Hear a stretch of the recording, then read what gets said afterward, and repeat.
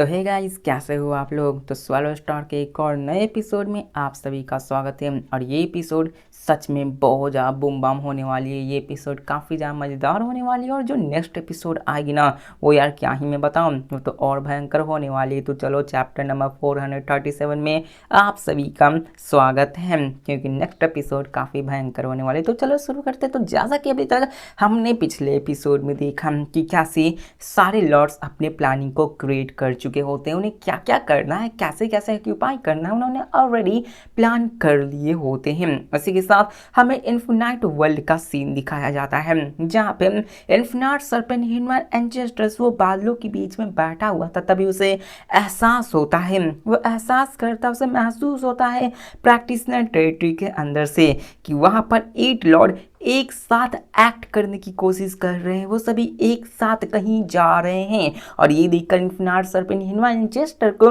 कुछ खतरे का एहसास होता है, क्योंकि ये भी बताया जाता कि 8 लॉर्ड्स के अंदर युआन, लॉर्ड जिंगमैन, लॉर्ड मोमेंट और लू फेंग ऐसे बंदे होते हैं जो कि अपने लाइफ की को छिपा सकते हैं। वो एक असासिन टाइप बंदे होते हैं। लेकिन लॉर्ड वुलन, लॉर्ड जिन, लॉर्ड मिंगवांग और लॉर्ड नाइगू वो अपने लाइफ फोर्स को नहीं छिपा कर रख सकते हैं। और इन्फिनाइट ह्यूमन स्पीस में लगभग 90% ह्यूमन एंसेस्टर्स ऐसे थे जो कि अपने लाइफ की को नहीं छिपा कर रख सकते थे। और जब भी वो बंच में एक साथ मिलकर कोई एक्शन लिया करती थी, तो जितने भी पावरफुल बेंग से उनकी नज़र उन पे चली जाती है और यहाँ पर ये ऑपरेशंस उनके लिए इंटिमिडेटिंग हो जाती हैं। लेकिन इस समय लू फेंग, युआन, लॉर्ड जिंगमैंग और बाकी के जो 4 बंदे होते हैं, जिसमें से लॉर्ड मोमेंट भी होते हैं, वो अपने लाइफ की को छिपाए हुए नहीं रहते, बल्कि वो अपने लाइफ की को सबके सामने रिलीज कर रहे होते। और बाकी के 4 लॉर्ड्स तो वो तो छिपा ही नहीं सकते। मतलब 8 के 8 लॉर्ड्स अपने लाइफ की को खुलेआम दिखाते हुए आगे बढ़ रहे होते हैं, जिससे कि सबको पता चल जाता है कि 8 के 8 लॉर्ड्स एक साथ एक्ट कर रहे हैं। वहाँ पे जितने भी फैक्शंस होते हैं सब चिंतित हो जाते हैं। वो सोचने लगते हैं कि ये 8 लॉर्ड्स एक साथ क्या करने की कोशिश कर रहे, प्लान क्या कर रहे हो। सब लोग सोचने लगते हैं, क्योंकि उन्हें ये बात अच्छे से पता था कि 8 लॉर्ड्स के अंदर जो वीकेस्ट लॉर्ड्स भी हैं, उनकी पावर्स टॉप 20 की कॉम्बैट पावर्स में आती हैं। और वहीं पे उनमें से तो एक ऐसा भी बंदा है जो कि पाइनेकल पावर पे एग्जिस्ट करता है, वो टॉप पे आया करता है। उनकी कंबाइंड स्ट्रेंथ 12 इमॉर्टल बेंग जो कि आई स्पीक फैक्शंस में मौजूद है, और साथ में उनके 26 ह्यूमन एंसेस्टर्स। अगर वो सभी एक साथ मिलकर भी काम करें तो अपने प्रैक्टिशनर फैक्शंस के सामने कुछ नहीं कर सकते हैं। पहले तो रेसिस्ट भी कर सकते थे, लेकिन अब तो उनकी जान निकल जाएगी, ऐसी उन सब की पावर्स हो चुकी है। जिसके साथ हमें यहाँ पे दिखाया जाता कि 8 लॉर्ड्स वो अपने मूवमेंट्स को कंसील नहीं करते, वो अपने टारगेट की तरफ बहुत ही तेजी से बढ़ने लगता है। लॉर्ड जिंगमैन के लीडरशिप के साथ ही वो महज एक दिन में ही अपने प्लेस के पास पहुंच जाते हैं। वो कहते हैं कि फाइनली हम लोग आ चुके हैं। लू फेंग और उसके कंपेनियंस उसी टेरिटरी की बाउंड्री पर जाते हैं और यहाँ पे युआन दिखाया जाता है, जो वहाँ पे आते ही कहता है कि साउदर्न रिवर टेरिटरी, इसके अंदर 1600 वर्ल्ड क्लस्टर से यह हमारे प्रैक्टिशनर फैक्शंस को बिलोंग करता है। और वो अपने मैसेज को टेलीपैथिकली ह्यूमन एंसेस्टर जो कि उस टेरिटरी में रह रहे होते हैं उनको पहुँचा देते कि देखो ये टेरिटरी अब हमारा हो गया है। और ये भी वार्निंग देते हुए कहते कि जल्दी से यहाँ से निकलो, अगर यहाँ पे तुम रिफ्यूज करोगे तो हम लोग एक्शन लेंगे और तुम्हें मार डालेंगे। अब यहाँ पे ये भी बताया जाता है कि इन्फिनाइट ह्यूमन स्पेस वो मोस्टली जगह बैरन लैंड हुआ करती थी। रिसोर्सेज हर जगह एग्जिस्ट करती थी, लेकिन रिसोर्सेज काफ़ी ज़्यादा कम होती है, और इतनी कि उसको लूटना भी बेवकूफ़ी होगी। मतलब गिरे हुए रोड पे एक रुपया 8 आना का सिक्का गिरा होगा तो कौन ही लेने जाएगा, जबकि वहाँ पर सारे लोग ही मिलियनर और बिलियनर हैं। इसलिए वहाँ पर वो उन सब लैंड्स को नहीं छोड़ते। लेकिन जो साउथर्न रिवर टेरिटरी होता है उसकी शेप दिल जैसी होती है, जिसके अंदर 1600 वर्ल्ड क्लस्टर्स तो होते हैं और साथ में और यूनिवर्स काफ़ी ज़्यादा होती हैं। और डेंसिटी के मामले में तो आपको पता ही है कि अपने प्रैक्टिशनर ऑरिजिन टेरिटरी के सेकंड नंबर पे आती है, फर्स्ट नंबर पे तो अपने प्रैक्टिशनर की टेरिटरी आया करती हैं। और साउदर्न रिवर टेरिटरी के आगे भी जंगल, फूल फाड़ ये सब मौजूद होते हैं। ये भी बताया जाता है कि इस साउदर्न रिवर टेरिटरी के अंदर 29 ह्यूमन चेस्टर्स रहा करते हैं, जिसके अंदर काउंटलेस मेंबर्स जो कि नेटिव लाइफ फॉर्म फैक्शंस के थे वो भी रहा करते थे। और यहाँ पर वो बहुत ही लंबे अरसे से इस टेरिटरी के रिसोर्सेज को अच्छे से यूज कर रहे थे और साथ में वो 1600 वर्ल्ड क्लस्टर्स के ऑरिजिन वर्ल्ड्स को भी अच्छे खासा खाया करते थे, उसको मजा उठाया करते थे। लेकिन लू फेंग ने जो अटैक करना शुरू किया कि तुम्हारी हिम्मत कैसे हुई कि तुम ऑरिजिन कोर्स पे हाथ लगा सको, जिसकी वजह से ये 1600 वर्ल्ड क्लस्टर्स के अंदर भी अपने ऑरिजिन कोर्स को छूने से डर रहे होते हैं। लेकिन इसी के साथ यहाँ पे हमें उन्हीं 29 ह्यूमन चेस्टर्स को दिखाया जाता है जो कि अपने युआन के टेलीपैथिक वाली बातों को सुनकर हैरान हो जाता है और कहता है व्हाट, तुम पूरे के पूरे साउथर्न रिवर टेरिटरी को जाते हो, प्रैक्टिशनर फैक्शंस वो पूरे के पूरे टेरिटरी को जाते हैं, वो हमें ऑर्डर दे रहे हैं यहाँ से जल्दी से निकलने को। और वो ह्यूमन चेस्टर्स वो पूरी तरह से डर जाते हैं, हैरान भी हो जाता है और कहीं ना कहीं उनके मन में गुस्सा भी आने लगता है। लेकिन वो प्रैक्टिशनर्स के सामने अभी कर ही क्या सकते हैं, बंदों की बोलती बंद हो चुकी होती और सब लोग पैनिक करना शुरू हो जाते हैं, जिसके साथ युआन वहाँ पे 29 ह्यूमन चेस्टर्स और साथ में 2,30,000 world level human life form से भी बोलता है जोर से चिल्लाकर कि जिसने भी यहाँ से नहीं निकला उसको एक दिन में निकलना, वो उनको टाइम देता है कि तुम्हारे पास एक दिन का टाइम है, जल्दी से निकलो यहाँ से, तुम्हें निकलना होगा वरना हम तुम्हें बिना किसी मर्सी के अटैक कर देंगे। जो बंदा साउथर्न रिवर टेरिटरी के बहुत ही अंदर है तो उसे 20 डेज देता हूँ उसे निकलने को, मतलब जो बॉर्डर पे तो बड़ी आसानी से निकल जाएंगे, लेकिन जो कोर पे होंगे तो उन्हें निकलने में टाइम लगेगा ना, तो वो उनको 20 दिन का समय देता है कि तुम्हारे पास 20 दिन का समय है यहाँ से निकलने का, अगर तुम यहाँ से नहीं निकले तो हम तुम्हें बिना किसी मर्सी के मार डालेंगे। वो उन सभी के कानों में आवाज़ देकर बोलता है, जिसके साथ 8 लॉर्ड्स वहाँ पे उन सभी को धमकियाँ दे देता है, जो कहना होता है कि कह लो यहाँ पे वो सबको बोलता है कि किसी को नहीं छोड़ेंगे, तुम चाहे वर्ल्ड लेवल हो या फिर ह्यूमन चेस्टर हो या फिर कोई हाई लेवल ही क्यों ना हो। हाई लेवल के बारे में कहा नहीं जाता कि वो उन्हें मारेंगे या फिर नहीं, क्योंकि हाई लेवल को हमने जनरली देखा है कि वो उनको गुलाम बना लेते हैं, तो यहाँ पर वो उनको मारेंगे तो नहीं बल्कि उन्हें गुलाम ही बना लेंगे, और यहाँ पर यही था। लेकिन यहाँ पे हमें दिखाया जाता है जो ह्यूमन चेस्टर्स इस टेरिटरी में होते हैं उन बंदों की इतनी पावर्स नहीं होती कि वो अपने लॉर्ड्स का मुकाबला कर सके, जिसकी वजह से वो सभी अपने 9 सॉवरेन्स को रिपोर्ट करते कि ऐसी ऐसी बातें,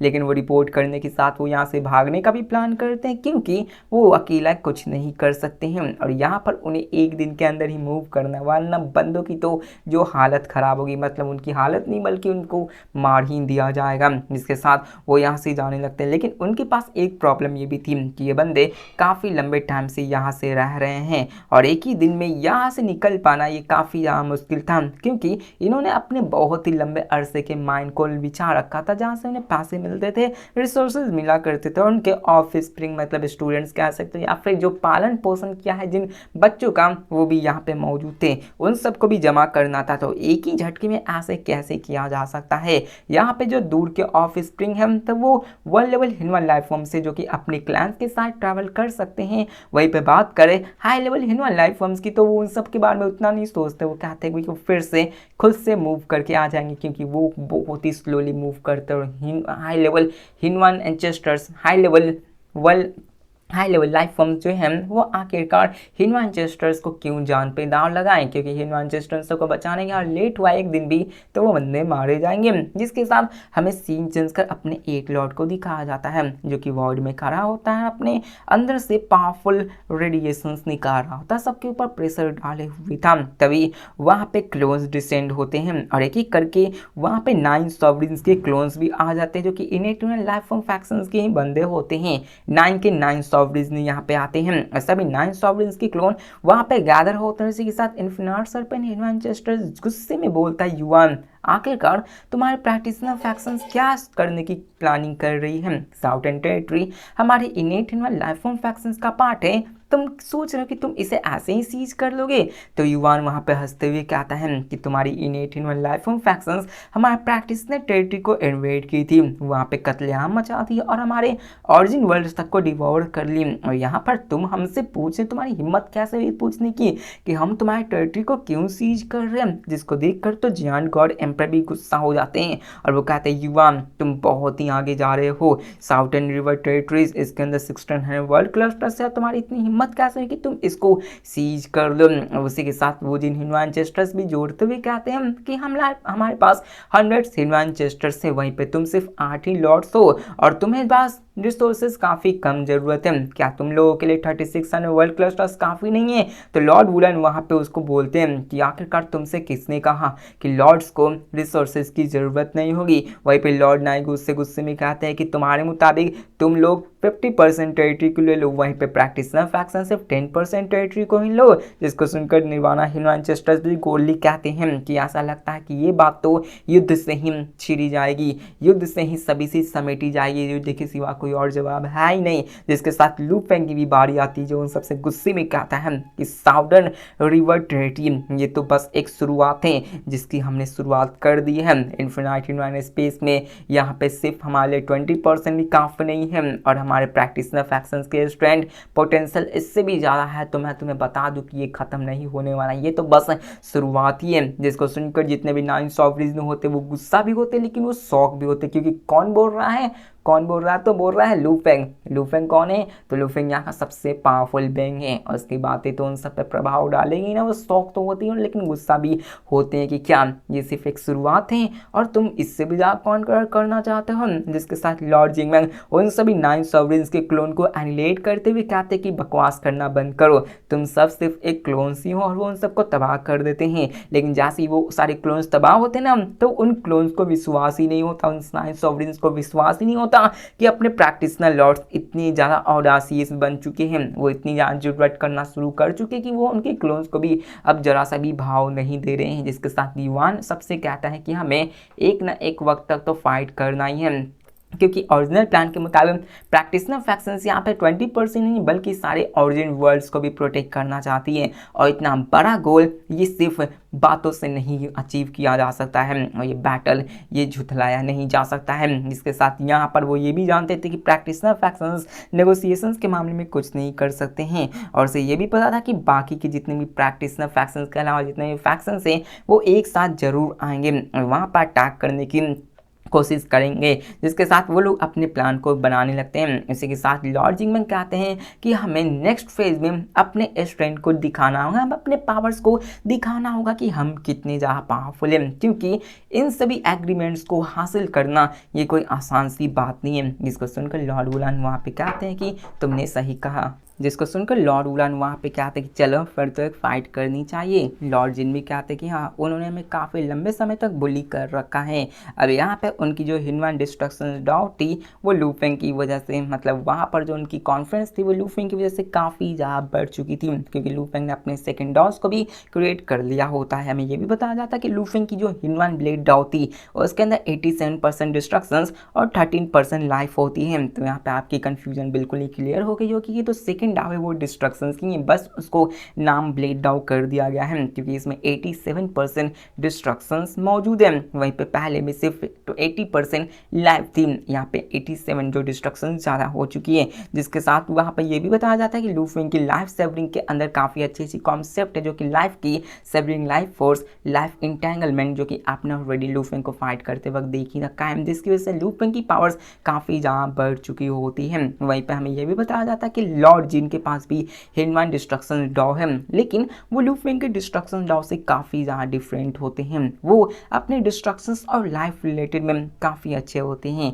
रिजल्टिंग से उनका डाउन डिफरेंट हो जाता है, क्योंकि लू फेंग की डाउ वो दोनों कंबाइन से बनी होती है, जिसकी वजह से कह सकते हो कि उनमें काफ़ी बड़ा डिफरेंस हो जाता है। जिसके साथ यही सब चलने लगता है और कुछ बकवास होती है जिसको मैं स्किप करता हूँ क्योंकि आपको ऑलरेडी लू फेंग के डाउ और बाकी सबके डाउ के बारे में पता होता है। जिसके साथ लॉर्ड जिंग में वहाँ पे अपने फ्यूचर्स को देखते हुए कहते हैं कि नेट में लाइफ फॉर्म फैक्शंस वो भी हमारे फैक्शंस के द्वारा खतरा पोजेस करते हैं, उन्हें भी डर है कि हम कहीं ना कहीं रिबेल कर सकते हैं, इसलिए वो ऑलरेडी अपने प्रिपरेशंस को कर रहे हैं। वो अपने बैटल फॉर्मेशंस को भी बनाए रखे हैं, लेकिन इन बैटल फॉर्मेशंस में वो अपनी किलिंग को ना ध्यान देकर वो सेल्फ प्रिजर्विंग पे ध्यान देंगे। मतलब पहले जो लॉर्ड डिफेंस किया करते थे अब ह्यूमन लाइफ फॉर्म्स डिफेंस किया करेंगे, जिसकी वजह से वो और भी पावरफुल हो जाएंगे और लॉर्ड्स को थोड़ी मोड़ी प्रॉब्लम हो सकती है। ये बात लू फेंग और बाकी के बंदे ऑलरेडी से जान चुके होते हैं, क्योंकि ह्यूमन एंसेस्टर्स में सभी कुछ ही ऐसे बंदे थे जो लाइफ, डिफेंस, डोमेन, इमोर्टैलिटी और वर्ल्ड पावर्स में थे।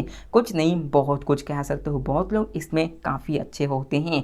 एक बार ह्यूमन एंसेस्टर वो अपने कोर से एक डिस्ट्रक्टिव फॉर्मेशंस को बना लेंगे तो उनकी सेल्फ प्रिवेंशन कैपेबिलिटीज काफ़ी ज़्यादा हो जाएगी। मतलब ह्यूमन एंसेस्टर्स अपने कोर का ही यूज़ करके बैटल फॉर्मेशंस का क्रिएट कर देंगे। लेकिन क्या होगा, लू फेंग उनके कोर को डिस्ट्रॉय कर दें तो यार उन सब की तो बैंड बजने वाली है। इस बार सच में बहुत सारे ह्यूमन एंसेस्टर्स की बलि चढ़ने वाली है, जिसके साथ उनमें और भी बातें होने लगती हैं कि कैसे क्या होने वाला है। वहाँ पे लॉर्ड वुमेन स्माइल के साथ कहते हैं कि पास्ट में जब हम उन्हें फेस किया करते थे तो वो अपनी ओवरवेलमिंग नंबर्स के साथ हम पे अटैक किया करते थे, हमारे डिफेंसिव फॉर्मेशंस को कंप्लीटली डिसइंटीग्रेट कर देते थे, जिसकी वजह से हमें अकेले काम करना पड़ता था और हम कॉन्शियसली फाइट किया करते थे और हमारी सारी इफर्ट्स को नाकाम कर दिया करते थे। यहाँ तक कि हमने काउंटलेस डिफीट्स सफ़र किए हैं, बार बार हम हारते थे, जिसकी वजह से हमारी वर्ल्ड क्लस्टर्स एक एक करके गिरती चली गई। फॉर्चुनेटली लॉर्ड्स इमॉर्टल होते हैं, जिसकी वजह से वर्ल्ड क्लस्टर से फेल हुआ करती थी, लेकिन वो लॉर्ड्स फिर से रिकवर होते थे और फिर से अटैक किया करते थे।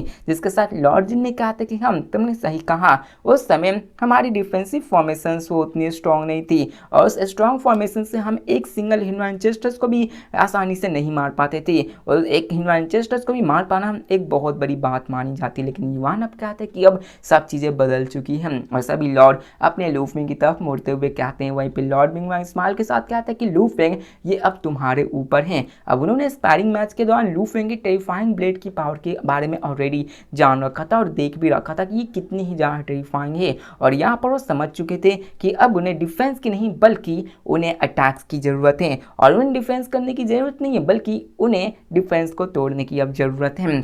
जिसके साथ लॉर्ड जिंग में यहाँ पे कहते हैं कि लू फेंग की पावर्स वो अपने कॉम्प्रिहेंशन से भी ट्रांसेंड कर चुकी हैं और मैं उनको फ्यूचर में भी नहीं देख सकता और यहाँ पर हम बहुत ही जल्द एक अच्छा खासा सरप्राइज देख सकते हैं। अब यहाँ पे उन्होंने लू फेंग की पावर्स के बारे में बताया कि हाँ, लू फेंग की अच्छी खासी पावर्स देखने को मिलेगी, बहुत ही भयंकर वाली। लेकिन उन्होंने ये मेंशन नहीं किया कि वो लू फेंग को डायरेक्टली नहीं देख सकते। मतलब यहाँ पे उन्होंने कहा कि लू फेंग को वो देख सकते हैं कि हम फ्यूचर में काफ़ी पावरफुल मूव्स दिखाएगा, सबको हैरान कर देगा। लेकिन उन्होंने ये नहीं डायरेक्टली बताया कि लू फेंग को वो डायरेक्टली नहीं देख सकते, बल्कि लू फेंग ने जो आगे चलकर कारनामे किए तो फ्यूचर में कुछ ना कुछ तो बदलाव होगा ही। उसी बदलाव को देखकर लॉर्ड जिंगमैंग ने ये सब अंदाजा लगाया था। वो डायरेक्टली लू फेंग के कारनामे को नहीं देख सकते थे, जिसके साथ लू फेंग भी एग्री करता कि इस टाइम यहाँ पे इनेट लाइफ फॉर्म फैक्शंस ही नहीं डरेगा बल्कि सारे के सारे लाइफ फॉर्म फैक्शंस डरा करेंगे और इस बैटल में लू फेंग अपने फॉर्मेशंस के साथ अपनी फुल स्ट्रेंथ को भी शोकेस करेगा और जब लू फेंग ऐसा करेगा तो तुम्हें पता ही कि क्या ही होने वाला है। जिसके साथ हमें सीन चेंज कर साउदर्न रिवर टेरिटरी का सीन दिखाया जाता है, जहाँ पे एक world level human life forms वो एक फ्लाइट में होता है। वो वहाँ पे high level human life form जितने हो सके उन सभी को गैदर कर रहा होता है। वो एक world level human life forms था तो उसके पास भी पावर्स थी कि वो कई सारे जनरेटर्स काउंटलेस वर्ल्ड्स को बना सकता था, जिससे कि वो उन सारे high level human life forms को एक टेम्पररी सेल्थल दे सकता था और वो उन सबको लेकर वहाँ से निकल रहा था। उसी के साथ वहाँ पे high level human life forms को कलेक्ट करते करते अपने ह्यूमन एंसेस्टर से कहते कि मैम यहाँ पर सिर्फ 70% high level human life form offerings को ही कलेक्ट कर पाया हूँ, मेरे पास ज़्यादा टाइम नहीं है, मुझे ह्यूमन एंसेस्टर्स के साथ चलना ही होगा। अगर हम लोग लेट होंगे तो हम लोग लॉर्ड लू फेंग के द्वारा दूर से ही मार दिए जाएंगे। अब world level human life forms वहाँ पे जल्दी से अपने स्पेशल टेम्पररी रिफ्ट को ओपन करके अपनी जर्नी को कंटिन्यू करता है। उसी के साथ वहाँ पे सब में हड़बड़ी मची हुई थी, कहते हैं जल्दी करो, हमें यहाँ से सिर्फ 20 डेज के अंदर से निकलना है वरना हम लोग मारे जाएंगे। इनेट ह्यूमन लाइफ फॉर्म जो टेरिटरी के पास थे वो तो जल्दी पहुंच जाएंगे, आपको तो ये मैंने ऑलरेडी बता रखा है। लेकिन जो कोर में थे वो बहुत ज़्यादा पैनिक करना शुरू हो चुके थे, वो वहाँ पे सबको छोड़कर भाग रहे थे, अपने रिसोर्सेज को छोड़कर भाग रहे थे। रास्ते में वो लोग ये बात करते कि ह्यूमन एंसेस्टर्स क्या हम लोग यहाँ पे प्रैक्टिशनर फैक्शंस के विरुद्ध रेसिस्ट नहीं कर सकते, क्या हम लोग यहाँ पे ऐसे ही भागते रहें। अब यहाँ पे जितने भी world level human life forms थे वो इन सब चीज़ों को मानने को तैयार ही नहीं थे कि वो सबसे पावरफुल फैक्शंस में से एक है, लेकिन फिर भी वो इतना डर बढ़कर भाग रहे हैं, जिसको सुनकर नाइन सॉवरिन्स वहाँ पे मतलब जो ह्यूमन चेस्टर होते हैं वो ये कहते हैं कि चिंता मत करो, जो नाइन सॉवरिन्स हैं वो अपनी ह्यूमन चेस्टर्स को लेकर आ रहे हैं और हम सिर्फ टेम्पररी रिट्रीट कर रहे हैं, एक बार हम लोग जीत जाए तो फिर से हम यहीं पर आ जाएंगे। और ह्यूमन चेस्टर्स उसको बस संतावना दे रहा होता है, जिसके साथ हमें सीन चेंज कर दिखाया जाता है कि सच में जो ह्यूमन लाइफ फॉर्म फैक्शंस थे वो एक साथ इकट्ठा हो रहे थे और नाइन सॉवरिन्स के साथ बैटल में ज्वाइन हो रहे होते हैं। बहुत बड़ी संख्या में ह्यूमन चेस्टर्स इसमें पार्टिसिपेट करे तो लगभग 89 ह्यूमन चेस्टर्स टोटल में जमा हो जाते हैं और ये उनकी सबसे बड़ी, नहीं कह सकता कि आर्मी तो बड़ी थी लेकिन पिछले मुकाबले से वो थोड़ी सी छोटी होती, उसी के साथ वहाँ पे वो कहते हैं कि अभी हमारे पास जो मोस्ट परफेक्टेड बैटल फॉर्मेशन से वो हमने काउंटलेस ट्रायल से बना है वो सबसे पावरफुल यही होने वाली है। अब यहाँ पे ह्यूमन चेस्टर सभी अपने ट्रू फॉर्म्स को भी ले आते हैं और इन सबको जमा करने में लगभग उन्हें 10 दिनों का समय लग जाता है और उनके फॉर्म्स काफ़ी ज़्यादा वाइल्डली होते हैं, कुछ तो बीस्ट में होते हैं, कुछ सेलेस्टियल बॉडीज, कोई स्टार्स, कोई क्लाउड्स जैसी होती हैं और कुछ तो बारिश की पानी, कुछ माउंटेन्स, कुछ ह्यूमनॉइड फॉर्म्स में भी होती है, मतलब सब लोग अलग अलग फॉर्म्स में होते हैं। उसी के साथ इन्फिनाइट सर्पेंट ह्यूमन चेस्टर जो कि उन सबका लीडर बन रहा था वो गुस्से में कहता है कि ये प्रैक्टिशनर फैक्शंस ये काफ़ी ज़्यादा बोल्ड होती जा रही हैं, जो कि हमारी टेरिटरी में घुसने की कोशिश कर रहे हैं। पास में हमेशा infinite human life form factions ही थे जो कि प्रैक्टिशनर फैक्शंस को बुली किया करते थे, लेकिन अब टेबल बदल चुका है। 8 लॉर्ड्स वो यहाँ पे सिर्फ हमारी टेरिटरी को ऑक्यूपाई ही नहीं करना चाहते बल्कि वो एक ही झटके में 10% एरिया को कवर करना चाहते हैं, जो कि बहुत ही ज़्यादा आउटरेजियस है। एक परसेंट करते तो हम थोड़ा सा उन्हें गुस्सा कम आता, लेकिन एक ही साथ 10% ये तो बहुत ही ज़्यादा हो जाता। जिसके साथ वहाँ पे वो कहते हैं कि हमें करना चाहिए, लेकिन उसी के साथ वो ये भी कहते हैं कि इनके लिए 1600 वर्ल्ड क्लस्टर्स वो मायने नहीं करती थी, मायने ये करती थी कि अगर प्रैक्टिशनर फैक्शंस उस 1600 वर्ल्ड क्लस्टर्स को ऑक्यूपाई कर लेंगे तो इसके बाद वो और भी ज़्यादा ऑक्यूपाई करेंगे। और लुफेन ने तो ये साफ साफ बोल दिया कि ये तो शुरुआत है, जिसकी वजह से उनका गुस्सा और भी आसमान पे जा चुका था, क्योंकि वहाँ पर उन्हें रिसोर्सेज की नहीं बल्कि फ्यूचर के पॉसिबिलिटीज़ का भी डर होता है और उन्हें काफ़ी ज़्यादा डर था। इसी वजह से जो एंटी वॉर फैक्शंस भी होती वो भी इसको टॉलरेट नहीं करती और आइसपीक फैक्शंस जो कि एंटी वॉर फैक्शंस थी वो भी कहीं ना कहीं इसमें ज्वाइन हो जाती है। मैं बताया नहीं जाता कि वो डायरेक्टली ज्वाइन हुए या फिर नहीं, लेकिन हाँ उनमें से ह्यूमन चेस्टर्स तो ज्वाइन वही होंगे। जिसके साथ जॉन गॉड एम्पर भी गुस्से में कहते कि ये 8 लॉर्ड्स ये साउदर्न रिवर टेरिटरी को ऑक्यूपाई करना चाहते हैं और वो कह रहे थे कि ये तो बस एक शुरुआत है, वो इससे सेटिस्फाइड नहीं होंगे। ये बैटल ये उन्हें समझाएंगे कि आखिरकार यहाँ पे पावर का ट्रू मास्टर कौन है। और यान हूँ ह्यूमन एंसेस्टर्स भी वो भी काफ़ी ज़्यादा गुस्सा होते हैं। ये बैटल उन सबको अपनी पावर्स का शोकेस कराएगी कि आखिरकार क्यों infinite human life form factions इस इन्फिनाइट स्पेस का सबसे पावरफुल फैक्शंस में से एक होने वाला है और सभी अपने पावर्स को शोकेस करने वाले। जिसके साथ इन्फिनाइट सर्पेंट ह्यूमन चेस्टर सभी को आगे बढ़ाते हुए ले चलता है। बताया जाता है कि इन्फिनाइट सर्पेंट ह्यूमन चेस्टर के साथ वुजिन ह्यूमन चेस्टर, निर्वाणा ह्यूमन चेस्टर, यानहू ह्यूमन चेस्टर, चूसी human chester, human ancestors, time and space, god emperor ancestors, black tide human ancestors, human beast ancestors मतलब 9 सुप्रीम बीइंग वो अभी 80 स्पेशली सिलेक्टेड ह्यूमन एंसेस्टर्स के साथ आगे बढ़ते और सभी बैटल फॉर्मेशंस में एक्टिव रहते और बूम इतने बड़े आर्मीज human ancestor of time and space के साथ आगे बढ़ना शुरू करते, क्योंकि उतने जितनी जल्दी हो सके 8 लॉर्ड्स के पास जाना है। इस मोमेंट पे जितने भी बाकी के फैक्शंस थे सभी की नज़र अपने इन्फिनाइट ह्यूमन स्पेस में ही होती है, सबकी नज़र अपने दोनों प्रैक्टिशनर फैक्शंस और इन्फिनाइट ह्यूमन स्पेस फैक्शंस की तरफ ही होती है। वहाँ पे 8 लॉर्ड्स भी इसी मोमेंट का इंतजार कर रहे होते हैं और वो भी कहते हैं कि वो आ रहे हैं। और ये बैटल ये उन सब के क्रूशियल मोमेंट में से एक है जहाँ पे वो अपनी डोमिनेंस को दिखाने वाले कि हाँ हम भी पावरफुल हैं, हम भी इस जगह पे राज कर सकते हैं। और नेक्स्ट एपिसोड कह सकते हो कि काफ़ी ज़्यादा मज़ेदार होने वाली है। कोशिश करूँगा कि जैसे एपिसोड निकलेगी बस वहाँ पे कुछ ही देर में अपलोड कर देने की, कल मैं लेट नहीं करूँगा चाहे मुझे कुछ काम क्यों ना आ जाए, क्योंकि कल की एपिसोड्स काफ़ी इंटरेस्टिंग होने वाली है। तब तक के लिए बाय।